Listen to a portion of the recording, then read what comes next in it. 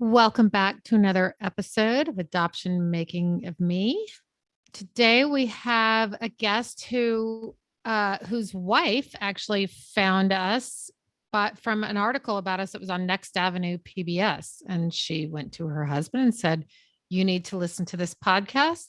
And he binged it and reached out to us, and excited to have him. We love when that happens. That's really like one of our favorite ways that people find us. Garth Garrett, welcome. Thank you. Welcome, Garth. It's a pleasure to be here. A shout out to your wife, Trisha. Yes. She must have thought you needed it. It has been a topic of conversation over the years that we've been together. Because of like your adoption issues, so to speak. Yeah. And in my case, growing up, I did not think being adopted was an issue. I always knew that I was adopted. I remember things back as late as early as 3. And I always knew I was adopted. Growing up, I thought it was like left hand versus right hand. And then in my 30s, I got into therapy for the first time. And as we were exploring my various issues, it came out that not only was it an issue, it was the issue, kind of the central driving issue of everything else that has followed since.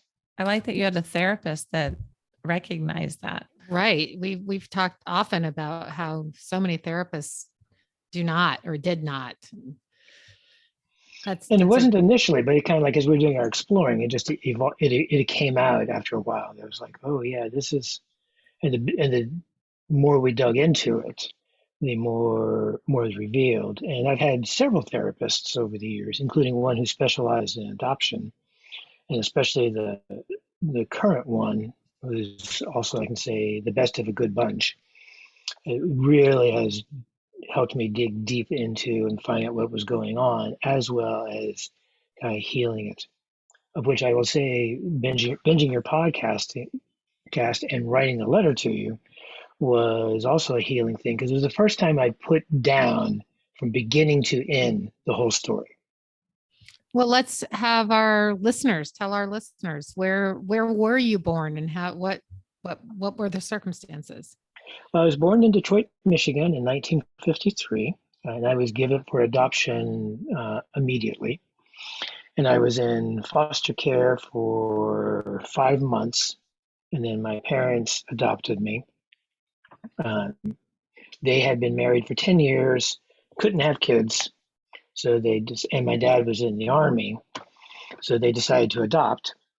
And they finally were able to adopt me because they a couple of times started the process and then he'd get transferred. Started the process again, he'd get transferred again. But finally they were in one place long enough to complete the process, and they adopted me and brought me home. And my parents are both deceased, and were wonderful people. They were classic Midwestern Depression era people.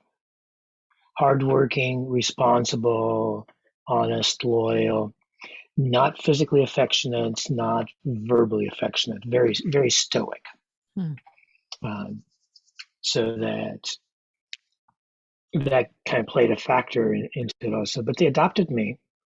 And the reason I shared about them being stoic is that my parents' observation was they met my foster mother. And their impression was that it was a job. Baby cries, you pick it up, you feed it, you put it down. Baby cries, you pick it up to change the diapers, you put it down. That was the essence of the interaction. And it always struck me that if my stoic parents are having this emotional observation, it must have been a pretty emotionally barren environment that they took me out of. In fact, they said that for the first week that they had me, all I did was look around. So it took a week for me to smile. And were you quiet? You were probably quiet, just an observer. Very quiet, just like, I think basically like, where the hell am I now? Sad. But after a while, I settled down, and from all accounts, I was initially a very happy baby. And the oldest of my 4 sisters that I grew up with is 15 months younger than me. And So then all four after, so they adopted 5 children?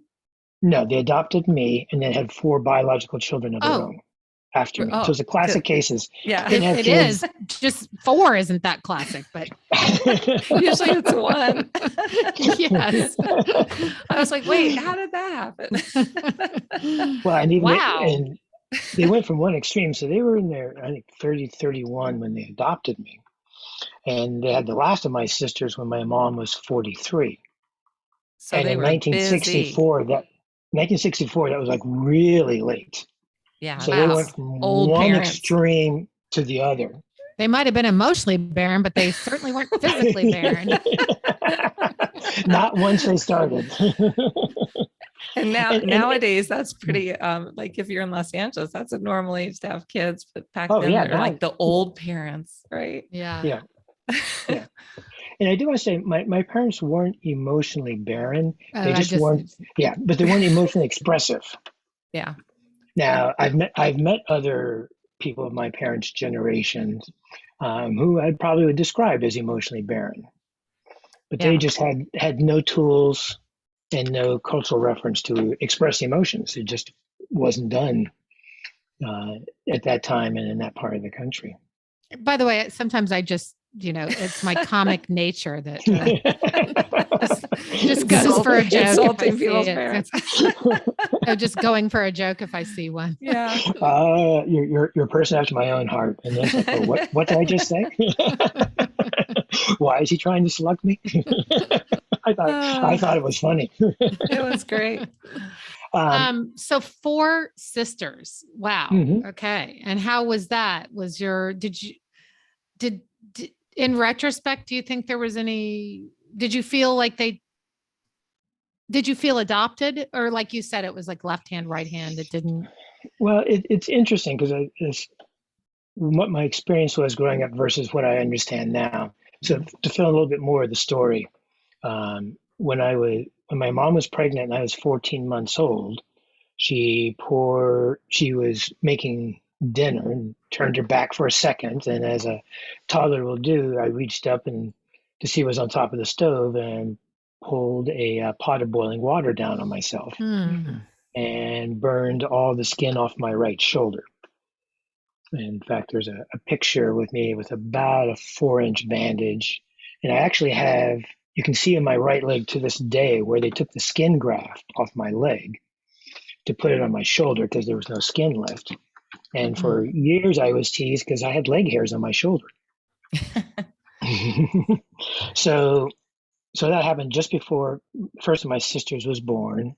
And then when she was born, my mom went into a deep postpartum depression and was hospitalized and went through a series of electroshock therapies.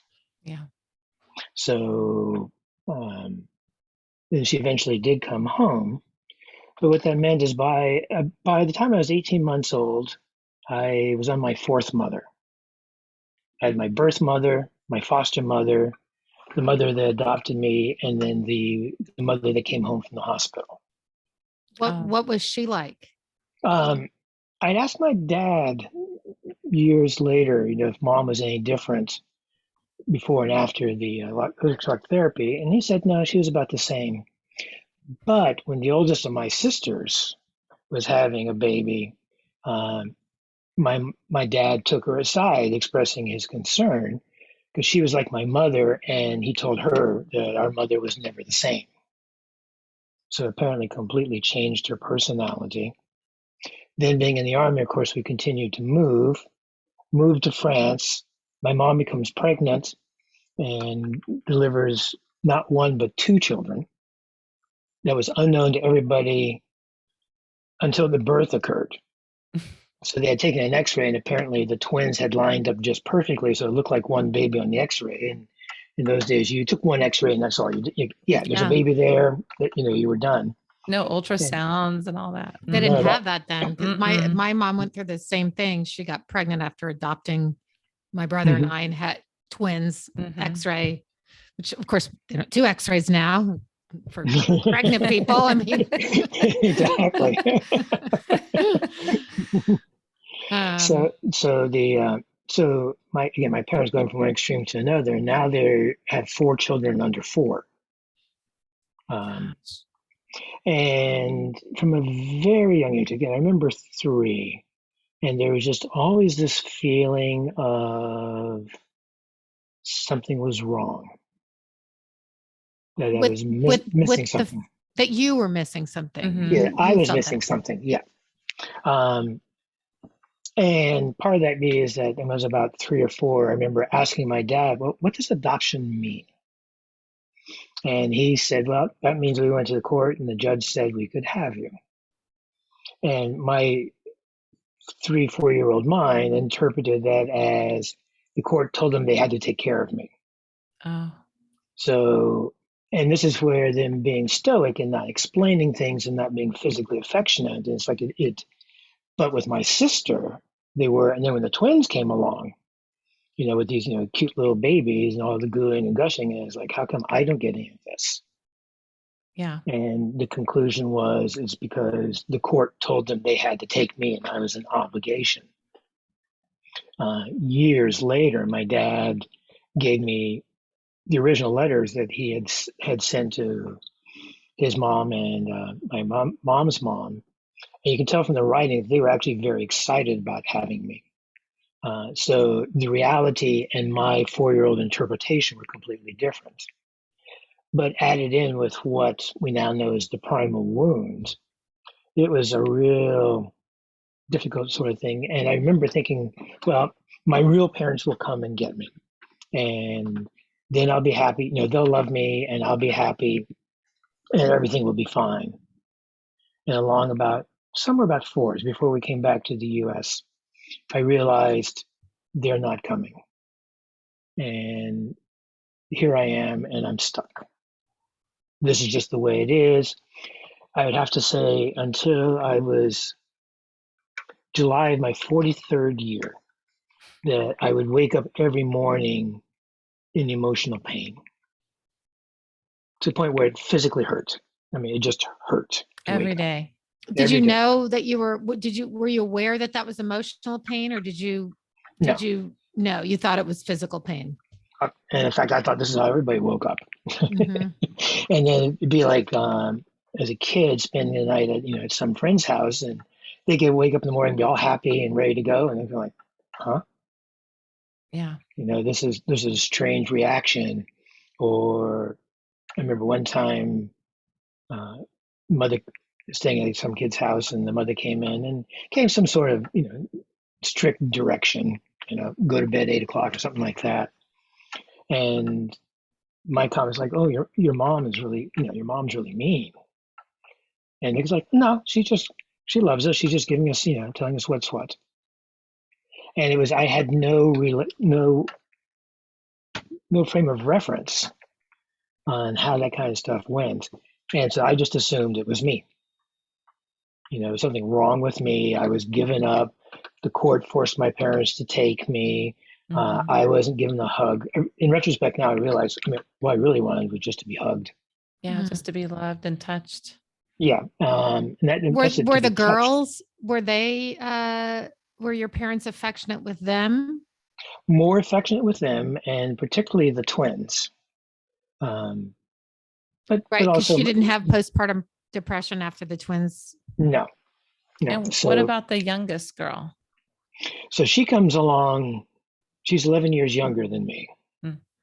And she and I are very close, but it's kind of like we were the oddballs at the two ends of the sibling spectrum, because she came along so much later in life that I feel like my parents were tired, basically.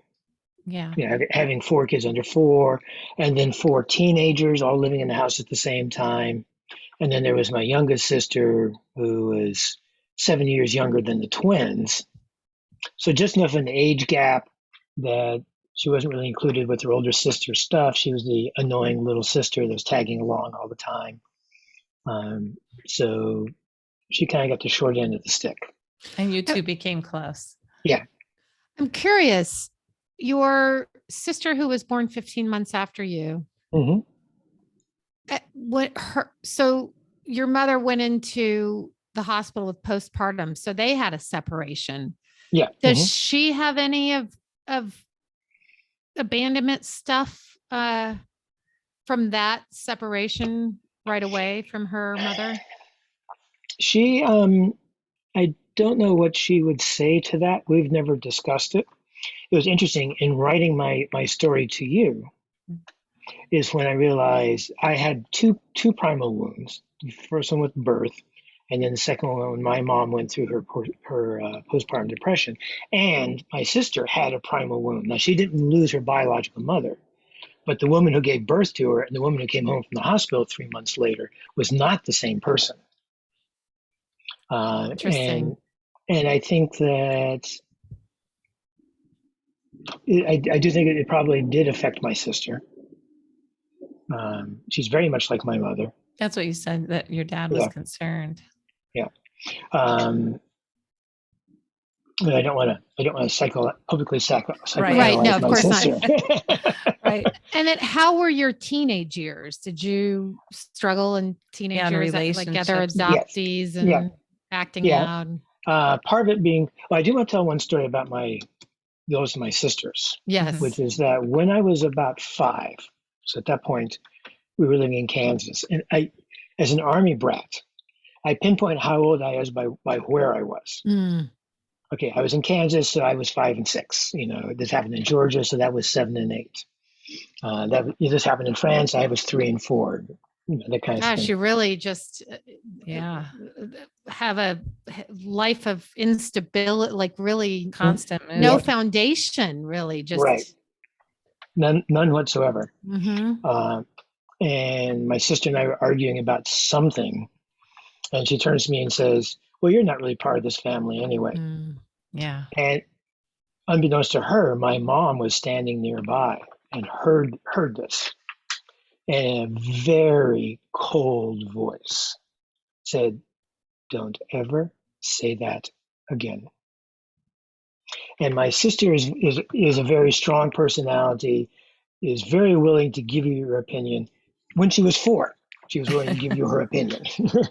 And this was the one time that you could just tell she wanted to say something, and it's like, no, this one I can't cross. And indeed, it was never ever mentioned again in any kind of negative way.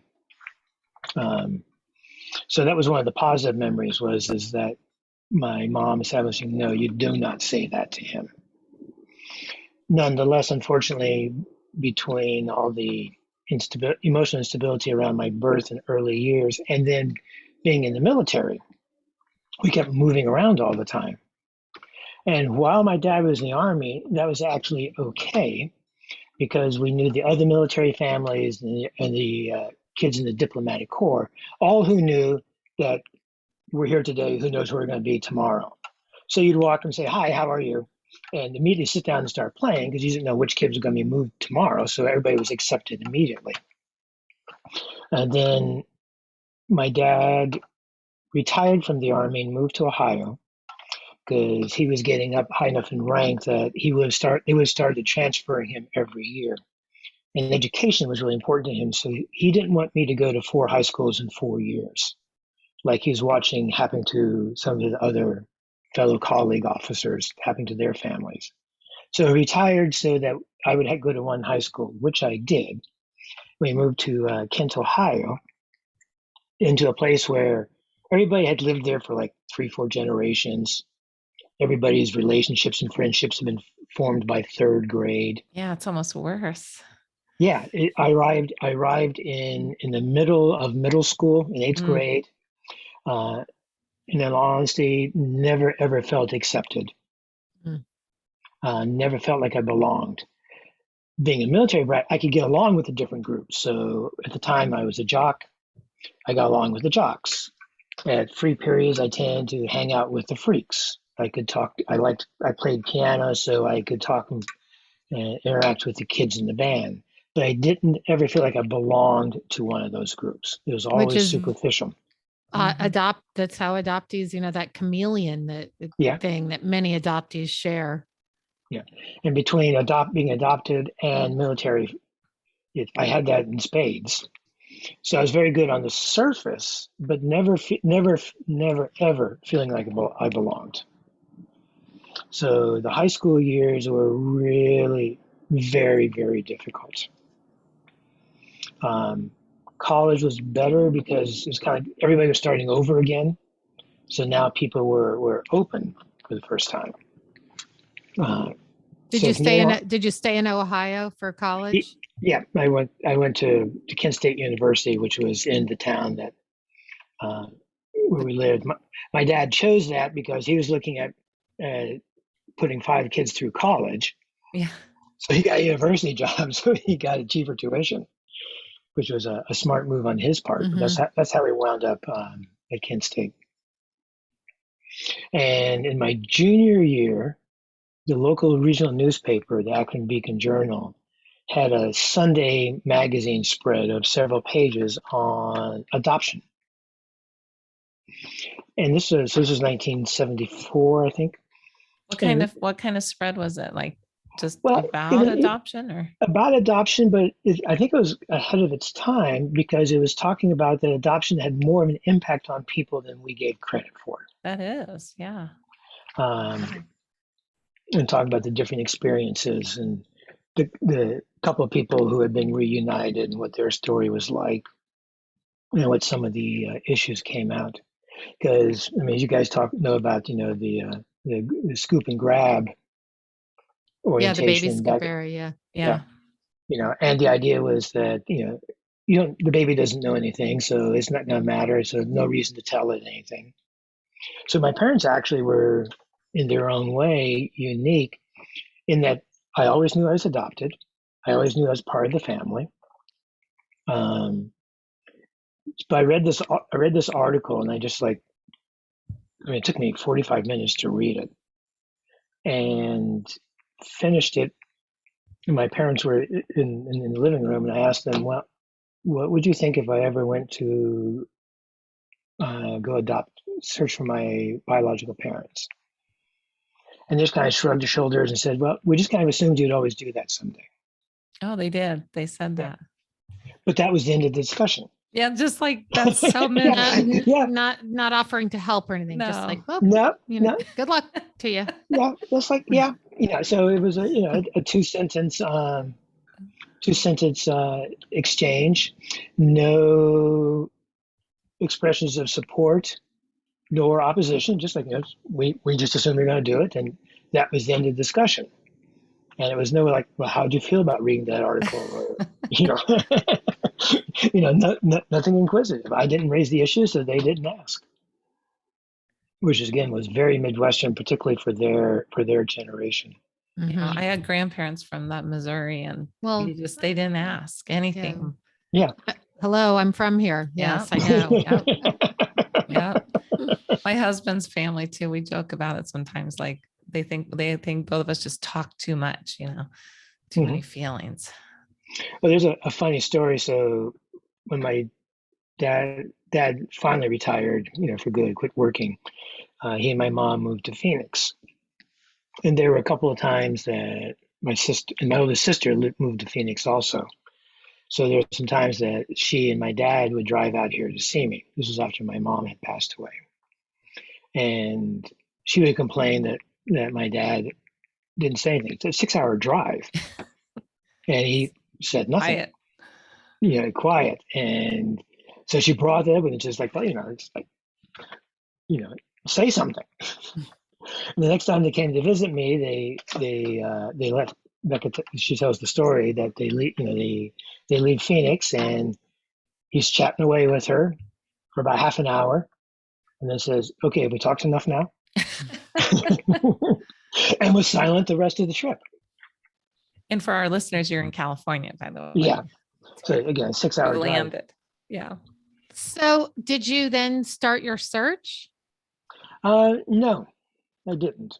I would have to say that I was very numb and fragmented emotionally. Again, it took a lot of therapy to piece together how I was then.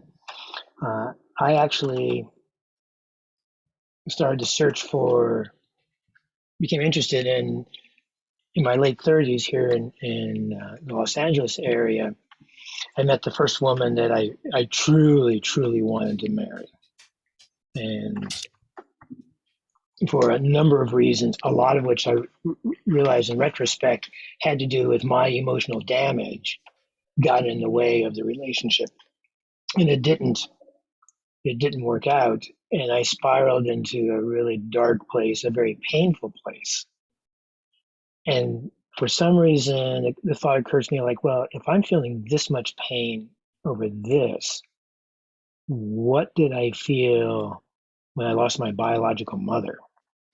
Because by this time, I had taken a seminar on adoption that was led by a therapist who specialized in adoption issues, and she's the one who introduced me to the primal wound. Oh. And I had read the primal wound. Then I had this breakup, and that's how I kind of put the two. That's why how the question came up.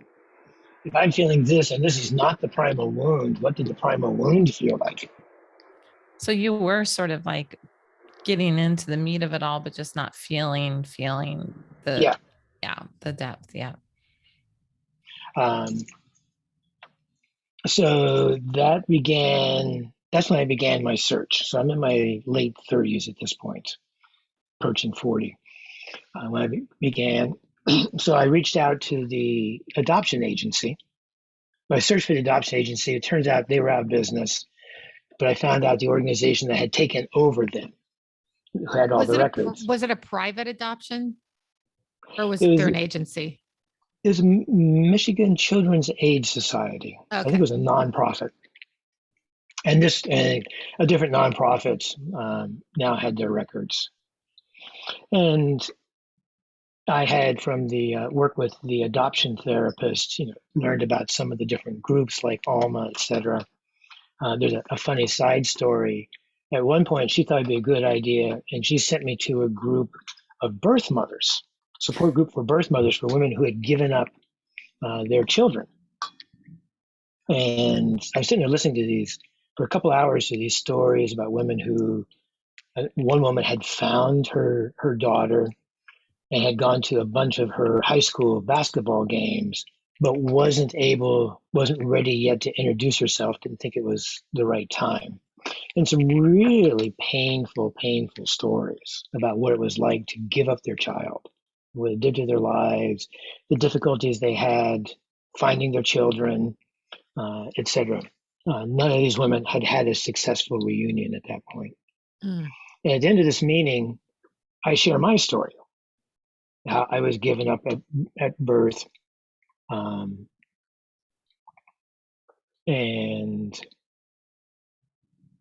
actually, I get the story a little bit out of order. I just realized, so pardon me for that. I did first search for my biological mother through the agency, and they explained how it worked. And I filled the paperwork, and they went to work on it. And then my caseworker, whose name was Christy, called me up one day to say, "Well, we found where your biological mother is.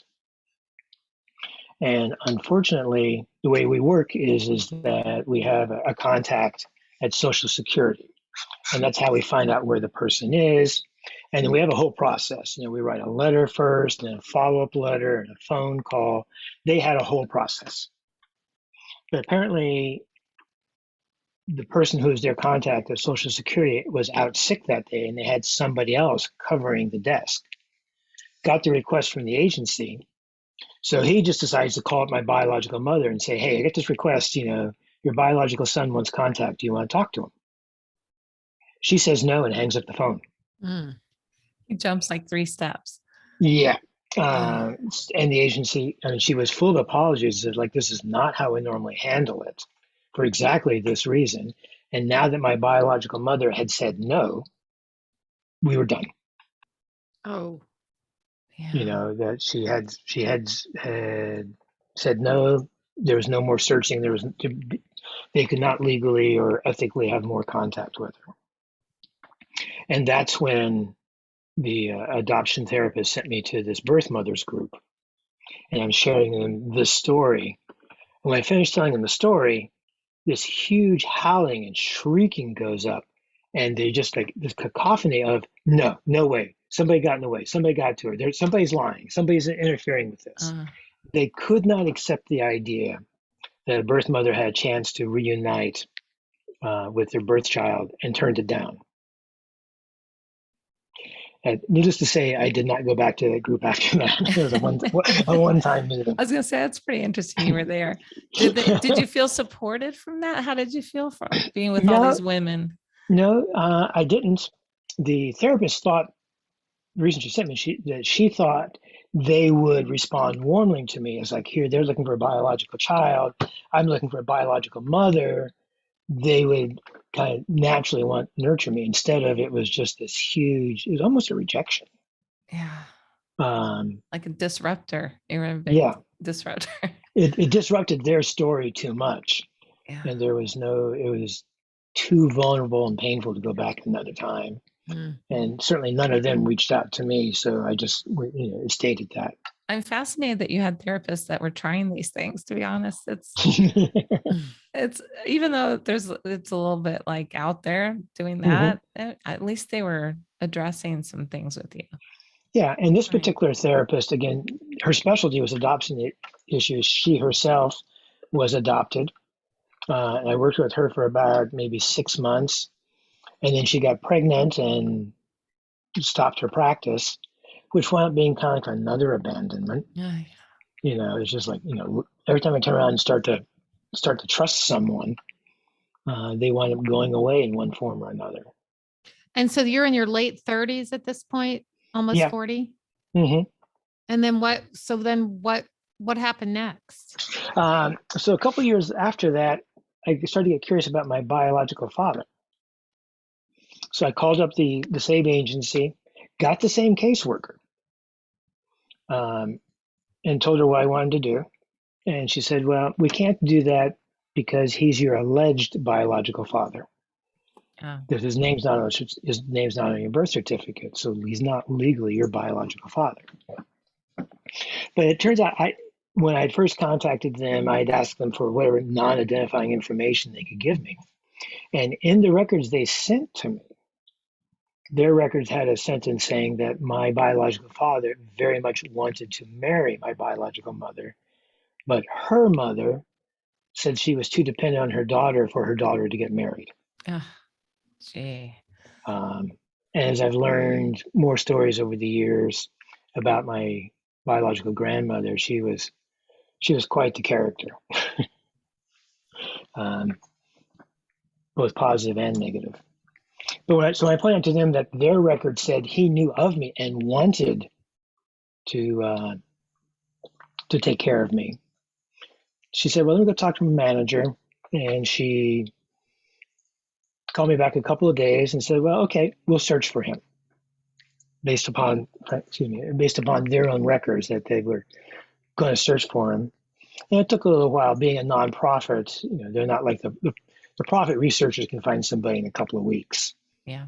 But the nonprofit people, it takes several months up to a year.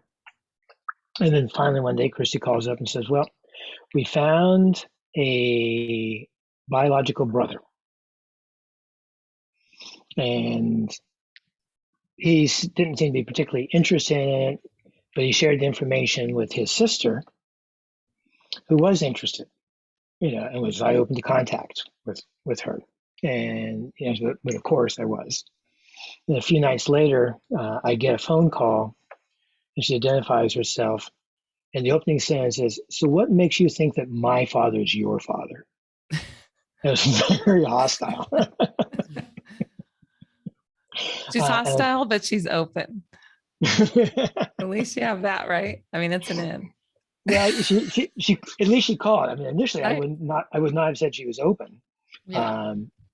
Maybe curious. It's a little inroad. Yeah. Yeah. And it's kind of like, well, because the adoption agency told me so. Yeah. Right. And then I explained, I came from my own stable family. I have a job. I'm emotionally stable, which is a white lie, but I wasn't crazy. And I wasn't looking for any financial information or kind of financial aspects with them. I wasn't assuming that'd be part of their family just because we're biologically related. I was simply looking to find out the story of what happened as to why I was given up. And then she softened quite a bit.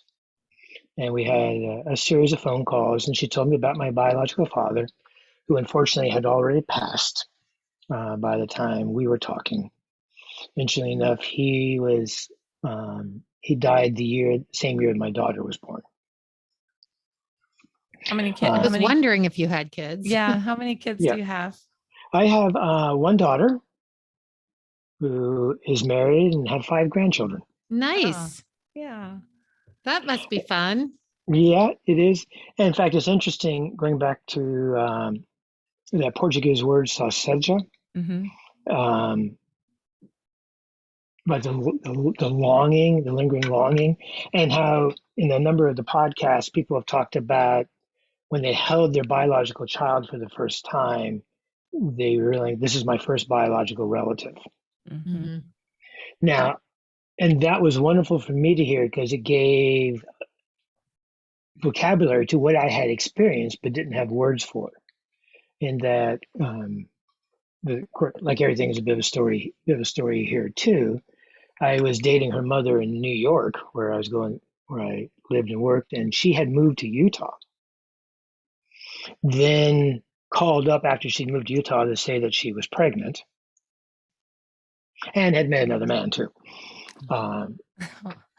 So when my daughter was born, I flew out that day. And she was born on an emergency cesarean basis. I'd actually gotten a call one morning at 6 a.m. from a woman who says, "Hi, you don't know me. I'm sorry to call you and tell you this, but I'm the next door neighbor. She's bleeding. They've gone to the hospital. Neither one's expected to live through the morning." And this is not Trisha. No, this is not Trisha. Just making sure. Yep. And a few hours later, my daughter's mother called and said, "Well, yeah, the neighbor's a bit dramatic," but she did spend 6 weeks in the hospital because she had placenta previa, which turned out to be a good thing because my daughter was born 6 weeks early on an emergency cesarean that would not have been successful if she had not been in the hospital at the time everything went south. So knowing all that, and then I somehow managed to get a flight from New York to Salt Lake City that same day. So first time I held my daughter, she was 18 hours old, and we were on the 5th floor of the hospital. And as I was holding her, I just had this image of like being a tree. And the roots were going through my legs and through the floor and all the floors of the hospital, through the basement, into the ground, and spreading out like the roots of an oak tree. That's beautiful. So that was, but I was not aware of the fact that I was meeting my first biological relative until I heard your podcast. I never put those two things together. Yeah, connected that. Yeah. So back to the phone call with your biological sister. I've been waiting to hear that. So it turns out that there were 2 brothers and 2 sisters. They all had drug and alcohol problems. 2 got sober and 2 didn't. And the 2 pairs no longer talked to each other. They were in upstate Michigan. My biological father had lost an eye in a high school football game by freak accident. And then in his mid-20s, late 20s, I think it was, had an industrial accident and lost sight in the other eye. Oh, gosh. So how old was he when you were born? 23. My biological mother was 21.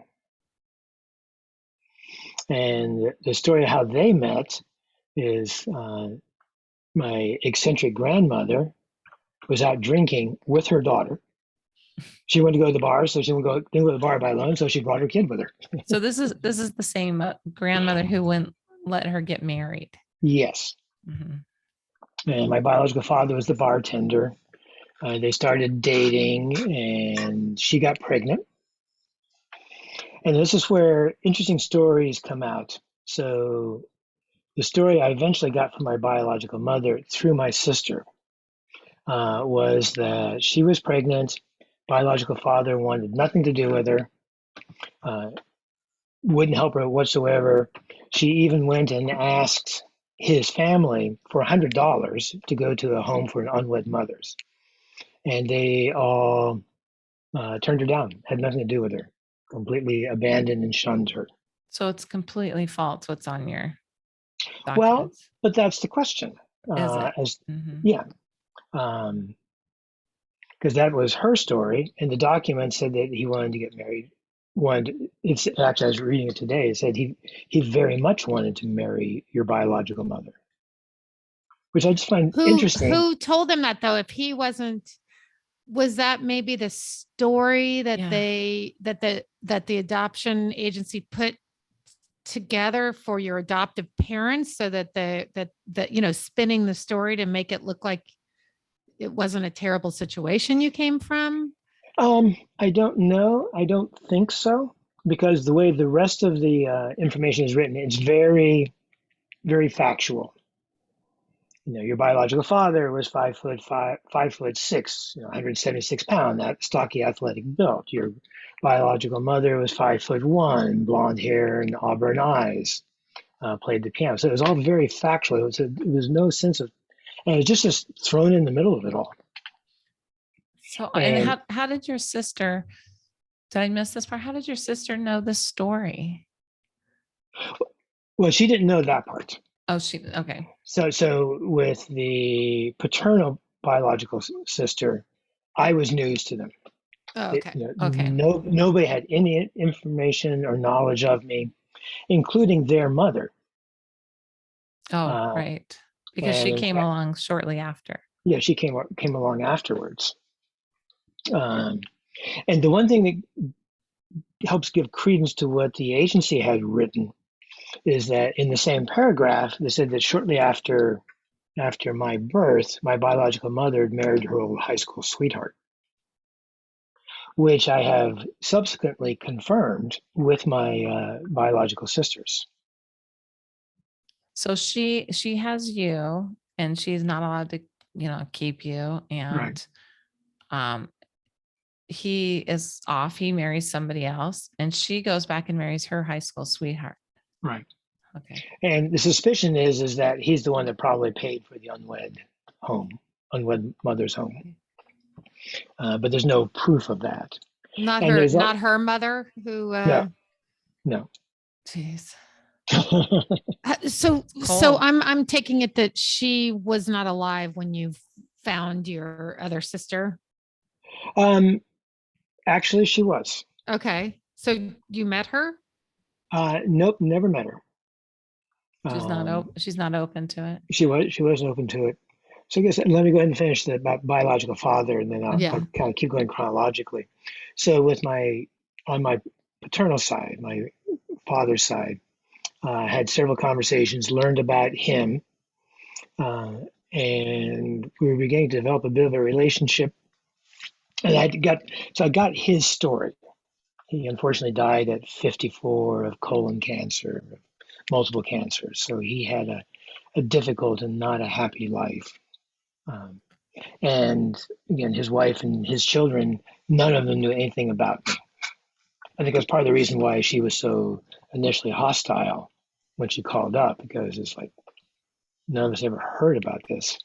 And his mother apparently was still alive, fairly gone in years, and had a dragon lady sister who was the guardian, who had made it very clear that none of them were to talk to her about this situation, to ask her. So even though she was still alive, there was no way to find out, did she know anything? And unfortunately, not too long after, a few weeks later, the sister promised to send some photographs of my biological father, etc., and never did. And she never has. You've never heard. Yeah, never heard from her again. That's too bad. And I have tried a couple of times to try to find her again, but without success. And that's one of the few things I truly regret is I let that go. I'm kind of figuring like, well, if she doesn't want, she doesn't want contact with me, I just have to honor it instead of pursuing it and asking her repeatedly, or at least bugging her for pictures. Nothing on Facebook now these days? Her name is pretty common. I've tried that, but it's And what about Ancestry Ancestry. DNA? I've just started doing that really since I started listening to your podcast. So just in the last couple of months. Okay, so you might have more to tell us at Yeah. some point down the line. At some point. Yes. So that's the story of what I know about my biological father. And then at the end of the 90s, beginning of 2000, I had a dream about my biological mother. The only dream I've ever had about her. And in the dream, I'm like sitting in front of her and she's looking around for me, but she can't see me. So she's clearly looking for me. So I called up the agency, got the same woman, Christy. So this is now the third time over a span of 10 years. And it was like, That's this crazy. is going to sound, this is going to sound weird. But I had this dream. And so I thought I'd call and just share it with you and see if you would reconsider. And I have to change. This wasn't the late 90s, it was the late 2000s, like 2008 or 9, somewhere in there. And she said, well, her standard response has always been, let me talk to my manager. Called back a couple of days later and said, well, we have nothing in writing. Poor Christy never advanced her career. I was going to say, I bet Christy's really the manager. I have the theory that she's really the manager. And she's It's like 30 years later. And like, let me call you back. like we go to the car dealer and the salesman wants to go talk to his manager. Yeah. There's something going on there. But she called back and said, well, we have nothing in writing and we really only have this one substitute worker's word that she didn't want contact. So we'll search for her. And they said, once again, we're nonprofit, be patient. So it was about a year later that she called and said, well, we found your biological mother's sister. And we talked to her. And she said, well, that your biological mother had a stroke and didn't talk on the phone, couldn't talk on the phone anymore.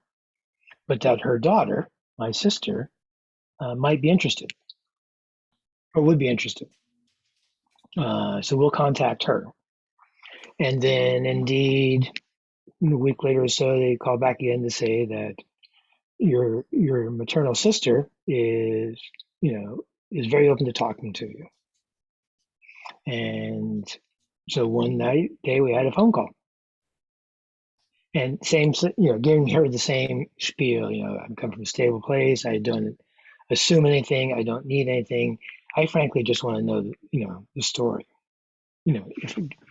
That's what would like is the story. And she said, well, this is news. So let me take a little time to digest it because she knew nothing about me. Was she the only daughter? Only child. Hold off on that. Hold off on that because it's part of the story. Okay. She calls back and we start phone calling and emailing, and exact opposite, very warm, immediately warm and open and sharing this story and talking about what her childhood was like, etc. And she told me how she went and asked our mom about me. Is it true that we have a brother? And our mom's response was, yes, and I don't want to talk about it. So my sister says, okay, well, that's her response, but you know what? Give me a little bit of time. I'll get you the story. And a couple of weeks later, calls up and says, okay, here's the story according to our mom, which is the story of that she, got pregnant, was spurned by the biological father, had to go off to the unwed mother's home, and indeed she did marry her high school sweetheart. And what had happened there is that she went to high school in Maine, had met and was very much in love with this guy. And our grandmother, who at one point, with a 10-year-old child, ran a speakeasy out of her apartment. So, it's like, they'd have strangers coming knocking on their door between 2 and 6 a.m. every day. And eventually the police came to grandma and said, okay, we're doing this only because you got a kid. Stop. Because next time we will arrest you and take you away and put the kid in foster care. So she moved back to Michigan, which is where they were originally from. So that's how I put together how she had a high school sweetheart and how, why she married him so quickly. Because for the longest time. So maybe your biological dad did spurn her. Could be. Yeah. I mean, according to her, she has a lot of anger about it, or. Yeah, and she really, Mom really did have a lot of anger, because I had shared with my sister the story of my biological father, which she shared with our mother, whose response was, good, 2 down, 1 to go. Because the high school sweetheart she had married had died. And my sister says, well, I have to tell you, we have another sister.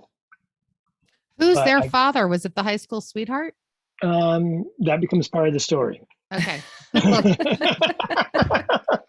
She said, I will tell our sister and introduce you, but you gotta let me do it in my own way. This was like in November. It's like, okay, strange request, but so it turns out on Super Bowl Sunday, the sisters and their families had a history of getting together. So the older sister takes the younger one aside and says, I got to tell you something. We have a brother. And also, my father is not your father. Which tells her that on the same day. Yeah, in the same paragraph. So the high school sweetheart was the older sister's father. And there's 9-year gap between the two sisters. And the younger sister's father was somebody completely different. But apparently was an alcoholic, and shortly after the younger sister was born, threw him out and just basically swore the older sister to secrecy. It'd just be easier to have one biological father for the two of them. Sounds like there was a lot of substance abuse and, with the grandmother and the speakeasy and lots of, I can understand like your mother being shut down and disconnected, I guess is the word I'm looking for, given the chaos of her childhood. Exactly. And her childhood was very chaotic. Her father, my biological grandfather, was a physician and apparently very verbally abusive to his wife, and to a lesser degree his children. He had two girls, and he died when my mother was 13. And she apparently adored him. So it's just like everything was really convoluted in that family. So here's my sister, Super Bowl Sunday, instead of watching the game, is processing that she has a brother she never knew about, and her father's not her father, it's somebody else. Have you met, not to jump forward, but have you met both sisters in person? Yes. Mm-hmm. And have an extremely warm, friendly relationship. In fact, the younger one called me this morning. She was driving from Massachusetts to New Jersey, and called just to chat away. I told her about today. We got to talking about our mom, and like Sarah, you're saying about alcohol abuse, and she was saying that she thought our mom at one point probably relied too heavily on alcohol. And from all their stories, she was a wonderful mother to the two sisters. Oh, that's good. Yeah, that's nice to hear. Had a warm, loving childhood. And she did most of that on her own. Yeah. Yeah, which maybe that was better. But she clearly had an issue with men, and after the third father got thrown out, she was never in another relationship, never went on a date, just swore off men from that point on. And just couldn't bring herself to meet you? Nope. That part makes me sad. Yeah, that was very difficult. And she was alive for a couple of years. She had cancer and had a lung removed. And 6 months after I appear on the screen, on the horizon, her cancer came back. And understandably, my sisters didn't want to push the issue too much because now they were fighting for health and for her life. And indeed, she did die. And I never met her. Did she know that your sisters were seeing you and in contact with you? I think so. Yeah. Because again, the three of them were very close and talked all the time. Though interestingly enough, my younger sister was sharing this morning that she never talked to her mother about her biological father, much less about me, because it was all so new, and by the time everybody stopped swirling emotionally, her cancer came back, and now the health issues took precedence. Yeah. So she can't bring all the dirt up. No. So has your sister found her father? Yeah. And she did that. She did her own search, found them, has a couple of siblings that way. He's also passed away. And she's kind of close with one, met the other one, but nothing really developed there. So where do they all live? Where does New Jersey and Massachusetts. And for example, when my oldest of my bio sisters turned 60, what she wanted to do was to have the family go to Vegas, which included myself and Trisha. And we went and spent a long weekend, 6 of us, in Vegas. And that was extraordinarily heartwarming to me because it's like, she's going, I want to spend with my family in Vegas, and it included me. That's nice. I like hearing that you're having some of that. What about your sisters, your adopted sisters? Are you close with them, or have they met anybody? They've met the 2 sisters. When Trisha and I got married in 2014, my bio sisters came to the wedding and met my sisters and my dad. My mom had already passed away at that point, so that they all know each other. And how was your dad with that? Your adopted dad, your dad. Who knows? He didn't say anything. Didn't say anything. I mean, for example, when he was he died in 2019 and at the age of 97, lived a long ripe age, but a year before, when he was clearly in the beginning of the end. I mean, one day I asked him, how do you feel about death and the prospect of dying? He's like, well, it's an event. End of discussion. And any other attempts to talk about it would be just like, stop there. Sometimes, you just sometimes have to accept that that's who they are. What, and your daughter, where does she in Utah still, or is she elsewhere? Mm-hmm. She's and she has met my bio sisters, who have taken a great interest in her and the grandchildren. Of the grandchildren, 4 of the 5 have a rare genetic disorder called Cohen syndrome. Mm. So there's 1,000 known cases in the world. Oh, and my daughter has 4 of them. And not the 5th one. Yeah, the middle one is the other end. She's a carrier, but doesn't actually have the syndrome. Yeah. And she's the other end of the spectrum. So, for example, my daughter brought her down to meet my parents, her great-grandparents, when she was about 6 months old, to say, hi, how are you? And then I think she'd been about 14 months, about 8 months later, my mom was dying. And so my daughter was coming down, and the granddaughter was still nursing, so she had to bring her. And they're talking, at this point, she's 14 months old or something like that. And it's like, where are we going? Well, we're going to see Papa and Dee Dee. Oh, are they the ones with the flag? My parents had flags outside their house. She remembered that from being so little. Yeah. Huh. Crazy. Wow. And the other great story is that when she was about 4, because I lived out in the country in a little small hamlet with dirt roads, so it's a very safe environment. And her cousins lived down the road. So one day she goes, Mom, can I go visit my cousins? It's like, sure. Okay, can I have a bottle of water to take with me so I don't get dehydrated on the way? And it's like, what's a 4-year-old? How does a 4-year-old know the word dehydrated? We hydrate our children now a lot. That's it.